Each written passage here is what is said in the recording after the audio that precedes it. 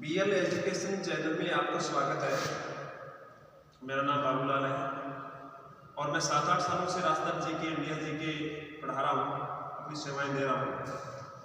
और आज हम पढ़ेंगे बीकानेर के राठौड़। राजस्थान हिस्ट्री का टॉपिक है बीकानेर के राठौड़, और बीकानेर के राठौड़ में हम आज कल्याणमल के बारे में चर्चा करेंगे। कल्याणमल राठौड़, कल्याणमल का जो टाइम है वो 1542 से 1574। अब देखो कल्याणमल के बारे में आप क्या जानते हैं, क्या समझते हैं, लेकिन कल्याणमल के बारे में आज मैं आपको बहुत अच्छी अच्छी बातें बताऊंगा। कल्याणमल राव जेत सिंह का पुत्र था। राव जेत सिंह का पुत्र था, राव जेत सिंह। अच्छा, राव जेत सिंह कहते हैं कि एक पाहाइबा और साहिबा का युद्ध हुआ था। पाहाइबा और साहिबा का युद्ध बोलते हैं, और ये युद्ध 1541 में हुआ था। और ये युद्ध हुआ था राव जेत सिंह वर्सेस मालदेव के बीच। मालदेव जोधपुर का राठौड़, मारवाड़ के राठौड़ों का शासक था मालदेव। और कहते हैं कि राव जेत सिंह बीकानेर का, इन दोनों के बीच में युद्ध हुआ था। और इस युद्ध में कहते हैं कि मालदेव विजयी हुए। कौन विजयी हो गया था? मालदेव विजयी हो गया। अच्छा, मालदेव विजयी हो गया तो मालदेव मारवाड़ के राठौड़ों का शासक है, और बीकानेर के जो राठौड़ है वो मारवाड़ के राठौड़ों की शाखा है। अब राव बीका से लेकर राव जेत सिंह तक इसको मारवाड़ के राठौड़ों का कोई अधिकार नहीं हुआ। लेकिन पाहाइबा साहिबा के युद्ध में मालदेव ने राव जेत सिंह को पराजित करके वापस बीकानेर पर अधिकार कर लिया। अब राव जेत सिंह कहते हैं कि पाहाइबा के युद्ध के बाद राव जेत सिंह की मृत्यु हो गई। इस युद्ध के दौरान इसकी मृत्यु हो गई और इसका परिवार सिरसा। अब राव जेत सिंह के बाद बीकानेर का शासक कल्याणमल बनता है। अब कल्याणमल कहते हैं कि सिरसा के अंदर, सिरसा हरियाणा, यहां ये बीकानेर के शासक बनने का सपना देख रहा था। कौन है? कल्याणमल। कल्याणमल बीकानेर के शासक बनने का सपना देख रहा था, सिरसा बैठा। अब सपना देखने से क्यों है, सपना साकार करने के लिए कुछ करना पड़ता है, ठीक है। अब कहते हैं कि कल्याणमल को इसी मौके की तलाश में कहा कि बीकानेर का राज्य मुझे दे दे। इस मौके की तलाश में था और वो मौका कल्याणमल के पास जल्दी आया। अब देखो मेरी बात सुनो, ध्यान से सुनने की बात है। गिरी सामेल का युद्ध, कौन सा युद्ध है? गिरी सामेल। और ये युद्ध हुआ था 1544 में। गिरी सामेल का युद्ध 1544 में हुआ था। गिरी सामेल को जेतारन का युद्ध भी कहते हैं। क्या कहते हैं इसे? जेतारन। और ये स्नान पाली में, कड़े पाली में, जेतारन, गिरी सामेल, पाली, 1544 बहुत फेमस युद्ध है। राजस्थान पुलिस है, अपना जो ग्राम सेवक है, पटवारी है, नीट है, फर्स्ट ग्रेड, सेकंड ग्रेड, बहुत बार प्रश्न आता है कि गिरी सामेल कौन से जिले में? गिरी सामेल का युद्ध किसके बीच हुआ था? गिरी सामेल का युद्ध किस किसके बीच हुआ था, कब हुआ था? तो ये गिरी सामेल, इसका दूसरा नाम जेतारन है। ये स्थान पाली में, ये 1544 में हुआ। और ये युद्ध हुआ था शेरशाह सूरी और मालदेव के बीच, ठीक है। और इस युद्ध में कहते हैं कि बड़ा मुश्किल से शेरशाह सूरी विजयी रहा था। और जीतने के बाद शेरशाह सूरी ने कहा था कि शुक्र है अल्लाह का, लुटे बाजरे के लिए मैं हिंदुस्तान के बादशाह खो देता। ठीक है, यहाँ तक मैंने बात कंप्लीट की है। अब देखो, ये जो सिरसा के अंदर बैठा कल्याणमल सपना देख रहा था बीकानेर का शासक बनने का, और ये मौका इसे जल्दी मिल गया। अब कहते हैं कि कल्याणमल ने शेरशाह सूरी से संबंध स्थापित किया। किससे? शेरशाह सूरी से। और शेरशाह सूरी ने जागे गए, भाई मैं तो बेकरो हेड़ो हूं, क्योंकि बीकानेर पर क्यों अधिकार हो गया मालदेव का, और मैं आपकी इस युद्ध में सहायता करूंगा। गिरी सामेल के युद्ध के अंदर मैं आपका सहयोग करूंगा मालदेव को हराने में, क्योंकि मालदेव बीकानेर के राठौड़ों का दुश्मन हो गया राव जेत सिंह के बाद। अब कहते हैं कि कल्याणमल ने कहा कि गिरी सामेल के युद्ध में मालदेव को हराने में मैं आपका सहयोग करूंगा, और बदले बीकानेर का क्षेत्र चाहिए। अच्छा, शेरशाह सूरी की भी कोई बात नहीं, मालदेव का हराश हुए, मालदेव का जिंदा पाठ सुनो, मालदेव के चरित्र में बैठूंगा तो तू मेरा सहयोग कर दे और मैं कह बीकानेर को क्षेत्र करने में दे जाऊं। अच्छा, अब दोनों के बीच में बात की देकर एक समझौता हो गया, संधि, ठीक है। अब कहते हैं कि 1544 में गिरी शामिल का युद्ध हो गया और ये युद्ध होने में कल्याणमल ने शेरशाह सूरी का सहयोग दिया और कहते हैं कि मेड़ता का विरमदेव ये भी कहते हैं कि शेरशाह सूरी के साथ, क्योंकि मालदेव ने विरमदेव को भी पराजित करके मेड़ता और अजमेर पर अधिकार कर लिया, ठीक है। अब ये बीकानेर का कल्याण और मेड़ता का विरमदेव दोनों शेरशाह सूरी के साथ हो गए थे गिरी शामिल के युद्ध, ठीक है। और इन दोनों के सहयोग से कहते हैं कि शेरशाह सूरी ने बड़ा मुश्किल से षड्यंत्र रच कर कैसे भी करके गिरी शामिल का युद्ध इसने जीत लिया 1544 से। और इस युद्ध के बाद इसने कहा था कि शुक्र अल्लाह का मोठर बाजरे के लिए मैं हिंदुस्तान की बादशाह को देता। अब ये युद्ध जीतने के बाद कहते हैं कि शेरशाह सूरी ने मेड़ता अजमेर का क्षेत्र तो विरमदेव को सौंप दिया और बीकानेर का क्षेत्र किसको सौंप दिया? कल्याणमल को सौंप दिया, ठीक है। तो कल्याणमल की एक समस्या को हल हो गया, क्योंकि कल्याणमल को बीकानेर का क्षेत्र अपना वापस मिल गया। अब कल्याणमल ज्यादा समय तक स्वतंत्र रूप से शासन नहीं कर पाया और कहते हैं कि कुछ दिनों के बाद, कुछ सालों के बाद नागौर दरबार का आयोजन हुआ। किसका आयोजन हुआ था? नागौर दरबार का आयोजन हुआ 1570 में नागौर दरबार का आयोजन हुआ था और कहते हैं कि नागौर दरबार अकबर का था। किसका था? अकबर का था। और ये नागौर दरबार अकबर ने कहते हैं कि भारनल की सहायता से यहाँ लगाया था, ठीक है।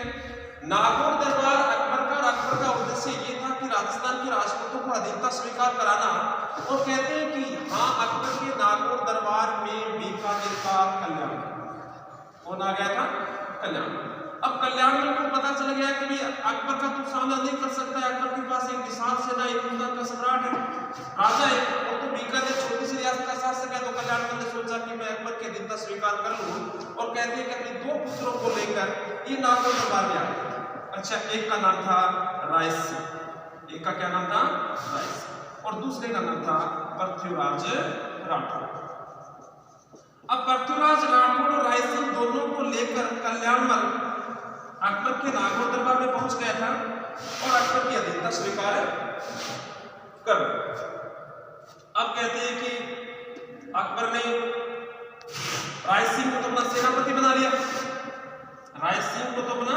सेनापति बना और पृथ्वीराज राठौड़ को अपना दरबारी कवि बना लिया, ठीक है। दोनों अलग अलग काम दे दिए और पृथ्वीराज राठौड़ दरबारी कवि हो गया और राय सिंह अकबर का सेनापति, ठीक है। अब कहते हैं कि पृथ्वीराज राठौड़ का आपने नाम सुना है। पृथ्वीराज राठौड़ एक अच्छा कवि, अकबर का दरबारी कवि, और इससे कहते हैं कि गागोर की जागीर दे दी, गागोर की जागीर इसे दे दी। और गागोर झालावाड़ के अंदर कहाँ है? झालावाड़, राजस्थान का जमदूत। और ये गागोर का किला कहते हैं कि पृथ्वीराज राठौड़ को सौंप दिया और पृथ्वीराज राठौड़ ने कहते हैं कि यहाँ गागोर में रहते हुए एक पुस्तक लिखी थी, इसका नाम है वेली कृष्ण रुक्मणी। अच्छा, ये पुस्तक लिखी, पुस्तक इसने डिंगल भाषा में लिखी है। डिंगल और पिंगल राजस्थानी भाषा की दो शैलियां हैं और डिंगल में लिखी। वेली कृष्ण रुक्मणी पुस्तक है, इसको कहते हैं कि दुर्सा आटा ने, किसने? दुर्सा आटा ने इसे पांचवा वेद का है, पांचवा वेद और 19वां पुराण का है, 19वां पुराण का है। क्योंकि 5 वेद होते हैं, 4 वेद होते हैं, 5वां वेद ये हिंदुओं का 5वां वेद और 19वां पुराण किस पुस्तक को कहा है? वेली कृष्ण रुक्मणी को कहा है। किसने कहा है? दुर्सा आटा ने कहा है। और एक आपने नाम सुना होगा एनपी तेसीतोरी का, एनपी तेसीतोरी। अच्छा, एनपी तेसीतोरी इटली के थे। कहाँ के थे? इटली के। और इसकी क्रमस्थली सबसे ज्यादा कहते हैं कि बीकानेर रही थी और बीकानेर में एनपी तेसीतोरी का एक स्मारक भी है और तेसीतोरी की समृद्धि में बीकानेर को उद्देन्य शहर का जुड़वां शहर घोषित किया गया है, क्योंकि उद्देन्य इटली का निवासी था एलपी तेसीतोरी। तो एलपी तेसीतोरी ने पृथ्वीराज राठौड़ को डिंगल का हेरोस का, क्या कहा था, डिंगल का हेरोस का, ठीक है। अब कहते हैं इस प्रकार से मैंने आपको बताया कि नागौर दरबार के अंदर कल्याणमल ने अकबर की अधीनता स्वीकार कर ली, अपने दोनों पुत्रों को साथ लिया, एक राय सिंह और एक पृथ्वीराज राठौड़। राय सिंह को अपना दरबारी कवि बनाया, राय सिंह को अपना सेनापति बनाया और पृथ्वीराज राठौड़ को अपना दरबारी कवि घोषित किया। और पृथ्वीराज राठौड़ को कहते हैं कि गागरोन की जागीर दे दी, और गागरोन के किले में रहते हुए सिर्फ वेली कृष्ण रुक्मिणी और ग्रंथ की रचना की डिंगल भाषा में, और वेली कृष्ण रुक्मिणी और ग्रंथ को दुर्सा आटा ने 5वां वेद और 19वां पुराण कहा है।